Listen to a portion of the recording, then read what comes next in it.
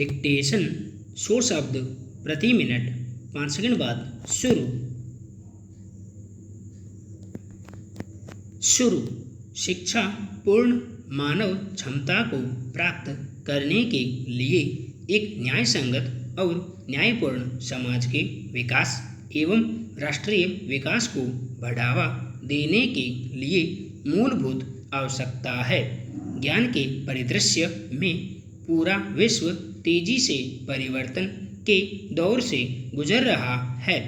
इसी संदर्भ में भारत सरकार द्वारा 29 जुलाई 2020 को राष्ट्रीय शिक्षा नीति 2020 को मंजूरी प्रदान की गई तथा मानव संसाधन विकास मंत्रालय का नाम बदलकर शिक्षा मंत्रालय करने की भी मंजूरी दी गई। यह नई शिक्षा नीति 34 वर्ष पुरानी राष्ट्रीय शिक्षा नीति 1986 को प्रतिस्थापित करेगी। देश में नई शिक्षा नीति की आवश्यकता अधिक समय से महसूस की जा रही थी। भारत में अब तक 3 राष्ट्रीय शिक्षा नीति को लाया गया है। राष्ट्रीय शिक्षा नीति 1968, 1986 तथा 2020। राष्ट्रीय शिक्षा नीति 1986 को वर्ष 1992 में संशोधित किया गया था। शिक्षा पर पिछली नीतियों का जोर मुख्य रूप से शिक्षा तक पहुँच के मुद्दों पर था। नई शिक्षा नीति को विगत शिक्षा नीति की कमियों को दूर करने तथा वर्तमान एवं भविष्य की आवश्यकताओं को ध्यान में रखते हुए लाया गया है, जिससे स्कूली और उच्च शिक्षा दोनों क्षेत्रों में बड़े पैमाने पर रूपांतकारी सुधार के मार्ग प्रशस्त हो गए हैं। उल्लेखनीय है कि नई शिक्षा नीति के निर्माण के लिए जून 2017 में पूर्व इसरो प्रमुख डॉक्टर के कस्तूरी रंगन की अध्यक्षता में एक समिति का गठन किया गया था। इस समिति ने मई 2019 में राष्ट्रीय शिक्षा नीति का मसौदा प्रस्तुत किया था। शैक्षिक प्रणाली का उद्देश्य उत्तम मस्तिष्क का विकास करना है, जो तर्कसंगत विचार और कार्य करने में सक्षम हो, जिसमें करुणा, सहानुभूति, साहस एवं लचीलापन, वैज्ञानिक चिंतन और रचनात्मक कल्पना शक्ति, नैतिक मूल्य और आधार हो। इसका उद्देश्य ऐसे प्रतिभाशाली लोगों को तैयार करना है जो कि अपने संविधान द्वारा परिकल्पित समावेशी बहुलतावादी समाज के निर्माण में बेहतर तरीके से योगदान करें। इस नीति का विजन छात्रों में भारतीय होने का गर्व न केवल विचारों में बल्कि व्यवहार, बुद्धि और कार्यों में भी और साथ ही ज्ञान, कौशल, मूल्यों और सोच में भी होना चाहिए, जो मानवाधिकारों, स्थायी विकास और जीवन यापन तथा वैश्विक कल्याण के लिए प्रतिबद्ध हो, जिससे वे सही मायने में वैश्विक नागरिक बन सकें। सबके लिए आसान पहुंच, समानता, गुणवत्ता, वहनीयता और जवाबदेही के आधारभूत सिद्धांत पर निर्मित यह नई शिक्षा नीति सतत विकास के एजेंडा 2030 के अनुकूल है। इस तरह अब 12 वर्ष की स्कूली शिक्षा और 3 वर्ष की आंगनबाड़ी, बाल वाटिका, प्रारंभिक बाल्यावस्था देखभाल और शिक्षा के लिए एक नई स्कूली पाठ्यक्रम व्यवस्था लागू की जाएगी। 6 से 8 वर्ष तक के बच्चों को प्राथमिक विद्यालयों में कक्षा 1 और 2 में शिक्षा प्रदान की जाएगी। नई नीति के अंतर्गत 2030 तक स्कूली शिक्षा में 100% सकल नामांकन अनुपात के साथ पूर्व विद्यालय से माध्यमिक स्तर की शिक्षा के सार्वभौमिकरण का लक्ष्य रखा गया है। स्कूल से दूर रह रहे 2 करोड़ बच्चों को पुनः मुख्यधारा में लाने के लिए प्रतिबद्धता व्यक्त की गई है।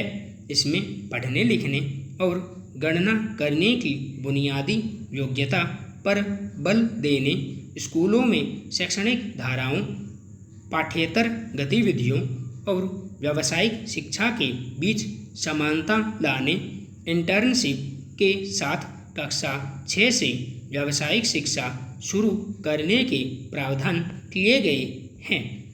नई नीति में बुनियादी साक्षरता और संख्यात्मक ज्ञान की प्राप्ति को सही तरीके से सीखने के लिए मानव संसाधन विकास मंत्रालय द्वारा बुनियादी साक्षरता और संख्यात्मक ज्ञान पर एक राष्ट्रीय मिशन की स्थापना किए जाने पर विशेष बल दिया गया है। राज्य सरकारों द्वारा वर्ष 2025 तक प्राथमिक विद्यालयों में कक्षा 3 तक के सभी बच्चों में बुनियादी साक्षरता और सकारात्मक ज्ञान प्राप्त करने हेतु इस मिशन के क्रियान्वयन की योजना तैयार की जाएगी। राष्ट्रीय शैक्षिक अनुसंधान और प्रशिक्षण परिषद द्वारा एक नई और व्यापक स्कूली शिक्षा के लिए राष्ट्रीय पाठ्यक्रम रूपरेखा 2020-21 तैयार की जाएगी। इसके अतिरिक्त वर्ष 2030 तक शिक्षण कार्य करने के लिए कम से कम योग्यता 4 वर्षीय इंटीग्रेटेड बीएड डिग्री हो जाएगी। साथ ही गुणवत्ता विहीन स्वचालित अध्यापक शिक्षा संस्थानों के विरुद्ध कठिन कार्यवाही की जाएगी। नई शिक्षा नीति में और वंचित क्षेत्रों एवं समूहों के लिए विशेष शिक्षा क्षेत्र की स्थापना पर बल दिया गया है। इसके अंतर्गत बुनियादी सुविधाओं से वंचित क्षेत्रों एवं समूहों के लिए बालक बालिका समावेशी कोर्स और विशेष शिक्षा जोन स्थापित करना भी शामिल है। नई शिक्षा नीति में कक्षा 5 तक की शिक्षा में मातृभाषा, स्थानीय या क्षेत्रीय भाषा को अध्यापन के माध्यम के रूप में अपनाने पर बल दिया गया है। साथ ही इस नीति में मातृभाषा को कक्षा 8 और आगे की शिक्षा के लिए प्राथमिकता देने का सुझाव दिया गया है।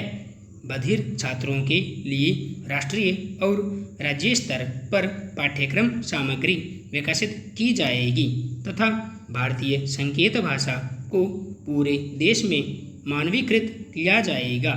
शिक्षा नीति 2020 में भारतीय भाषाओं के संरक्षण और विकास के लिए एक भारतीय अनुवाद और व्याख्या संस्थान, फारसी, पाली और प्राकृत के लिए राष्ट्रीय संस्थान स्थापित करने की बात कही गई है।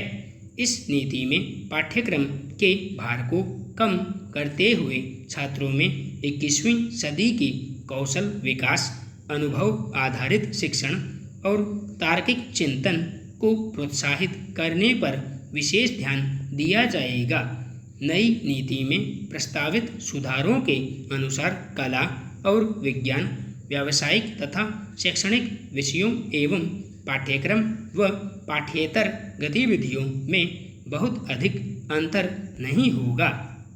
नई शिक्षा नीति में छात्रों के सीखने की प्रगति की बेहतर जानकारी हेतु नियमित और रचनात्मक आकलन प्रणाली को अपनाने का सुझाव दिया गया है।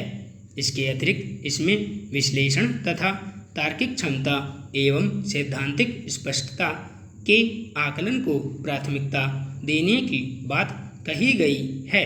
छात्र कक्षा 3, 5 और 8 के स्तर पर स्कूली परीक्षाओं में भाग लेंगे, जिन्हें उपयुक्त प्राधिकरण द्वारा संचालित किया जाएगा। छात्रों के समग्र विकास के लक्ष्य को ध्यान में रखते हुए कक्षा 10 और कक्षा 12 की परीक्षा पद्धति में परिवर्तन किए जाएंगे। इसके अंतर्गत भविष्य में सेमेस्टर या बहुविकल्पीय प्रश्न आदि जैसे सुधारों को शामिल किया जा सकता है। छात्रों की प्रगति के मूल्यांकन के लिए मानक निर्धारक निकाय के रूप में परख नामक एक नए राष्ट्रीय आकलन केंद्र की स्थापना किए जाने का प्रावधान है।